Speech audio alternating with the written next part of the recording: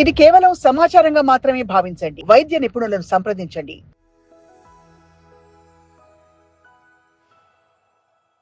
పూర్వకాలంలో నూనెలు వేసేవారు కొంచెం రిలాక్స్ అవ్వడానికి. ఆయిల్ వల్ల బయటికి కన్ను చుట్టూ life style to keep your eyes healthy అని చెప్తే, ఉదాహరణకి స్క్రీన్ టైం ఇంతే ఉండాలి మొదలుకొని, ఉదాహరణకి ఐబాల్ మూమెంట్స్ అండి. ఫస్ట్ కళ్ళ కింద క్యారీ బ్యాగ్స్ ఎందుకు వస్తాయి సార్? క్యారీ బ్యాగ్ అంటే కన్ను చుట్టూ ఉన్న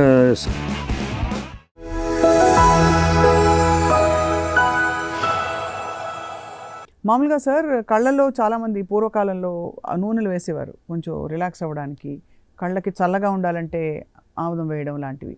అవి మీరు ఆమోదిస్తారా?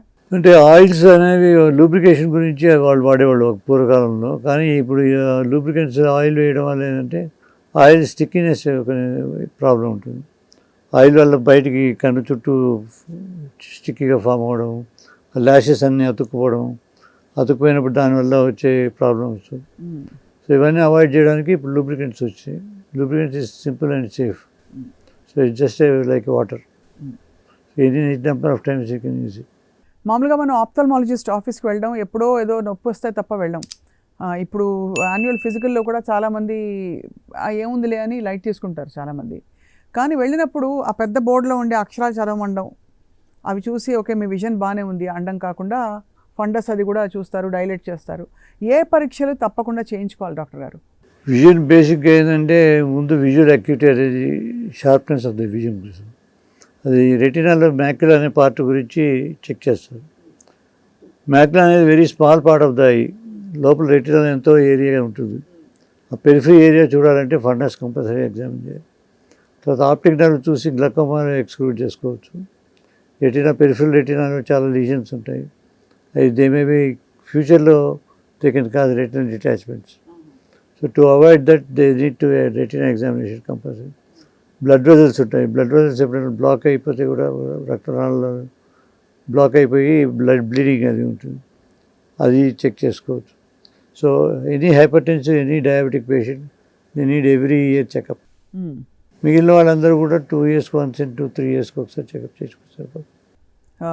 అలాగే ఐస్కి మామూలుగా best life style to keep your eyes healthy అని చెప్తే, ఉదాహరణకి స్క్రీన్ టైం ఇంతే ఉండాలి మొదలుకొని, ఇలాంటి ఆహార పదార్థాలు తినాలి, ఇలాంటి ఎక్సర్సైజెస్ చేయాలనడానికి ఏం చెప్తారు సార్? ఉదాహరణకి ఐబాల్ మూమెంట్స్ అండి. ఫస్ట్ మూమెంట్స్ ఎక్సర్సైజ్ యోగాలో చెప్తారు. చుట్టూ కళ్ళు తిప్పడం, అవును, ఐస్ రొటేట్ చేయడం, తర్వాత ఏదైనా ఆబ్జెక్ట్ చూసుకుంటూ దగ్గర ఇలా తెచ్చుకుంటుంటారు. అంటే ఐస్ కన్వర్జెన్స్ అనమాట. కన్వర్జెన్స్ ఇన్సఫిషియన్సీ అనేది చాలా మందిలో ఉంటుంది. కన్వర్జెన్స్ ఇన్సఫిషియన్సీ వచ్చినప్పుడు దగ్గర చూపు చదవడానికి కష్టమైపోతుంది. దీనివల్ల అంటే it's just like your body physical exercise. కంట్లో కన్ను మూవ్ చేయడానికి కూడా మజిల్స్ ఉంటాయి. ఆ మజిల్స్ని ఎక్సర్సైజ్ చేయించడం మంచిది. అండ్ దెన్ యాజ్ యూజువల్ కంట్లో లూబ్రికెంట్ డ్రాప్స్ వేసుకోవడం, లేదంటే కళ్ళు మూతలు పెట్టుకోవడం, కళ్ళు కాసేపు తెచ్చుకోవడం. అది బ్లూ ఫిల్టర్ ఉంటుంది, బ్లూ ఫిల్టర్ లెన్సెస్ వాడడం. ఓకే, కాకుండా ఆహార పదార్థాలు సార్ ఏమన్నా? ఆహార పదార్థాలు అంటే carrots are suppose to be good for vitamin A, as a child useful.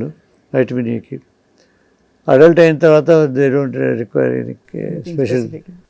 Anti oxidants అని ఉంటాయి. డ్రై ఐఆర్ఎండి అంటారు, అంటే age related బ్యాక్యులర్ degeneration. Dry ఐఆర్ఎండికి anti oxidants అనేది చాలా ముఖ్యం. Right. Colourful fruits like capsicum, vegetables, green vegetables, ఇవన్నీ కూడా తింటుంటే ఏంటంటే యాంటీ ఆక్సిడెంట్స్ బాగా ఉంటాయి. మెగ్నీషియం, బీట్రూట్, తర్వాత క్యారెట్, మీరు అన్నట్టు క్యాప్సికమ్, రకరకాల కలర్స్లో ఉండే క్యాప్సికమ్, ఇవన్నీ మంచిది. Right sir. ఇప్పుడు కొన్ని కామన్ కండిషన్స్ గురించి doctor garu, we need your advice and guidance. కళ్ళల్లోంచి బాగా నీళ్లు కారడం, ఒక వయసు తర్వాత లాక్రిమల్ గ్లాండ్ అది అక్కడ మొత్తం అది కంజెస్ట్ అయిపోయి నీళ్లు లోపలికి వెళ్ళే అవకాశం లేక ప్రొడ్యూస్ అయ్యే టీయర్స్ బయటకు వస్తున్నాయని చెప్పి మనకు కామన్గా అర్థమవుతుంది. దీనికి ఏంటి సార్ పరిష్కారం? బేసిక్గా ఏంటంటే చిన్నప్పుడు బై బర్త్ అందరికీ ఫామ్ కావు ఈ నేషనల్ లాక్రిమల్ డక్ట్స్. సో యూజువల్గా by the age of 1 year they get 90% of the children they get patent national lacrimal duct. పిల్లల్లో ఒకవేళ స్టిక్కీగా ఉంది, కళ్ళు అతుక్కుంటున్నాయి, నీళ్ళు ఎక్కువ పడుతున్నాయంటే వాళ్ళకి ఏం చెప్తామంటే ఫస్ట్ 1 year వరకు మసాజ్ చేయమని చెప్తాం. అంటే లాక్రిమల్ గ్లాండ్ ఏరియా ఉన్న ఏరియాని, లాక్రిమల్ సాక్ ఏరియాని అంటే కంటి మిడియేట్ సైడ్ ముక్కుకి కంటికి మధ్యలో ఉండే ఏరియాని మసాజ్ చేస్తారు. పైనుంచి కిందకి మసాజ్ చేయడం వల్ల ఏంటంటే అవి పాపప్ అయిపోతుంది, వాల్వ్ అనేది ఫామ్ అవుతుంది. ఇది యూజువల్గా బై 1 year క్లియర్ కాకపోతే ప్రోబింగ్ చేస్తారు, ఆర్టిఫిషియల్ నీడిల్ లాంటి దాంట్లో పెట్టి ఓపెన్ చేస్తారు. అది కాకుండా అడల్ట్స్లో ఏమవుతుందంటే ముక్కులో యూజువల్గా ఇన్ఫెక్షన్స్ వచ్చినప్పుడు కంటికి ముక్కు ఇన్ఫెక్షన్ ఉంటుంది కాబట్టి ముక్కులో ఇన్ఫెక్షన్కి ద్వారాలు మూసిపోతాయి. ద్వారాలు మూసిపోయి నేషనల్ లాక్రిమల్ డాక్ట్ ద్వారా వెళ్ళాల్సిన నీటికి వెళ్ళకుండా కంట్లోనే ఉండిపోయి మ్యూకస్ లాగా ఫామ్ అవుతుంది. ముందు ఇనిషియల్ స్టేజెస్లో స్టిక్కీగా ఉంటుంది, తర్వాత చీపులాగా తయారవుతుంది స్టాగ్నేషన్ వల్ల. సో స్టాగ్నేషన్ వల్ల పస్తాగా ఫామ్ అయితే పెయిన్ మొదలవుతుంది. అలాంటప్పుడు ఏం చేయాలంటే యాంటీబయాటిక్ వాడతాం ముందు ఇన్ఫెక్షన్ కంట్రోల్ చేయడానికి. ఇన్ఫెక్షన్ కంట్రోల్ అయిన తర్వాత మ్యూకస్ లాగా వస్తుంది ఇప్పుడు డిశ్చార్జ్, అప్పుడు ఆపరేషన్ చేసి కంట్లోంచి నేషనల్ లాక్రిమల్ డక్ట్కి ముక్కుకి మధ్యలో కనెక్షన్ ఫామ్ చేస్తుంది.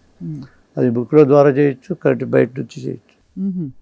యూజువల్గా ఆప్థమాలజిస్ట్ అందరూ కూడా ఏంటంటే బయట నుంచి చేస్తారు, స్టెంట్ వేస్తారు కదా సార్, స్టెంట్ పెడతారు.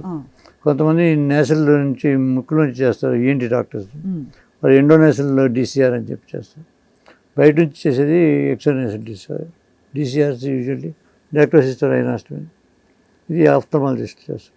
సో మొత్తానికి అయితే ఇవన్నీ ఈ కళ్ళలో టీయర్స్ రావడానికి కారణాలు అలర్జెన్సా లేక అనేక కారణాలు? Most of the common types ఏంటంటే allergens, because especially flowers, pollen allergy, అది పాలన్ ఎలర్జీ ఉంటుంది. డాగ్స్ ఉంటాయి, కొంతమంది పెట్ డాగ్స్ ఉంటాయి, కొంతమంది వెదర్ కండిషన్స్, సీజనల్ అంటే డ్రై అయ్యేటప్పుడు వచ్చే కండిషన్స్ స్ప్రింగ్ కెటార్ అంటారు.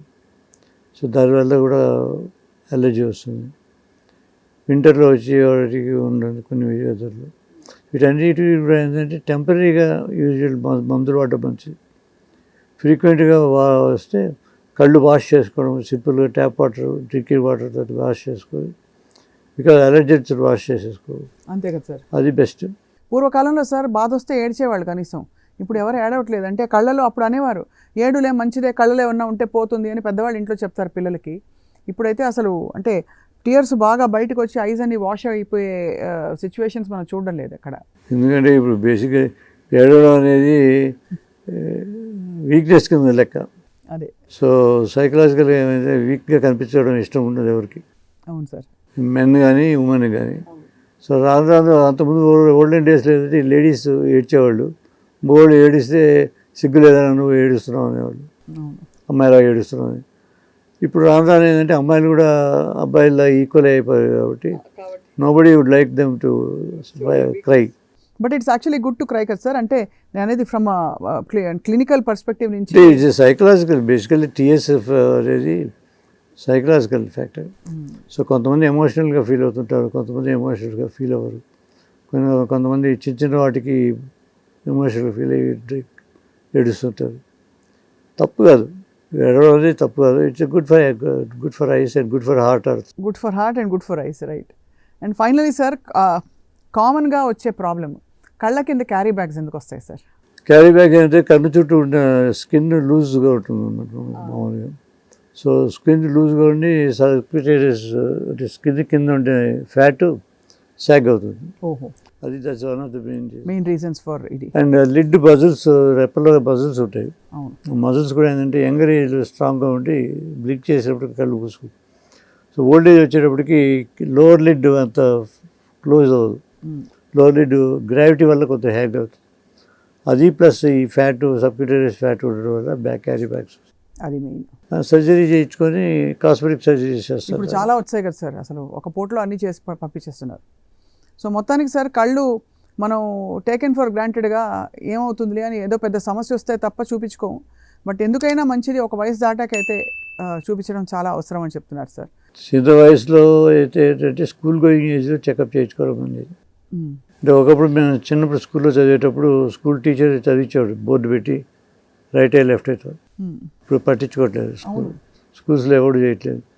సో స్కూల్ గోయింగ్ ఏజ్లో పేరెంట్స్ ఇంట్రెస్ట్ తీసుకొని ఈచ్ ఐ సెపరేట్గా చూపించి విషయం చదివిస్తే అదొకటి మంచిది. రెండోది ఏంటంటే మెల్లకన్ను వస్తే మెల్లకన్ను మంచిది, అయితే ఆరోగ్యానికి మంచిది, లేకపోతే సెంటిమెంటల్గా మంచిదని దాని మీద మెల్లకన్నుగా ఆపరేట్ చేయించారు. కానీ మెల్లకన్ను ఉండడం వల్ల అంటే one of the main reasons is defective vision. ఎందుకు చూపు తగ్గిద్ది అని చెప్పి డాక్టర్ దగ్గర చూపించుకోవచ్చు. సో మెలకన్ అదృష్టం కాదు, అది లాంగ్ టర్మ్లో అది చెడు చేస్తుంది. తప్పకుండా దాన్ని ఆపరేట్ చేయించాలి. అంటే ఆపరేషన్ పడుతుందో లేదో, సపోజ్ రెటినల్ లీజన్స్ ఉంటే ఏం చేయలేరు. రెటినల్ లీజన్స్ రిఫ్రాక్టివ్ ఎర్రర్స్ అంటారు. రిఫ్రాక్టివ్ ఎర్రర్స్ వల్ల వచ్చే బెల్లకన్ను అయితే అద్దాలు పెట్టుకోవడం వల్ల తగ్గిపోతుంది. మొత్తానికి చాలా చాలా ఇన్ఫర్మేషన్ ఇచ్చారు సార్, కళ్ళని ఎలా భద్రంగా కాపాడుకోవాలని చెప్పి. డాక్టర్ లోకాభిరెడ్డి గారు, thank you so much sir. నమస్కారం. నమస్కారం, థ్యాంక్ యూ.